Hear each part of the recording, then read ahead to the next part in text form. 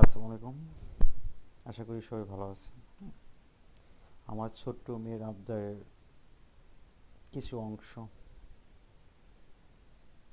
তার আবদার ছিল তার বাবা তার জন্য নিজের হাতে ফ্রাই করে দেবে। সো আমি নিজেই করলাম। তেমন একটু ভালো হয় নাই, চেষ্টা করলাম। তো নেক্সট টাইমে আশা করি ভালো হবে।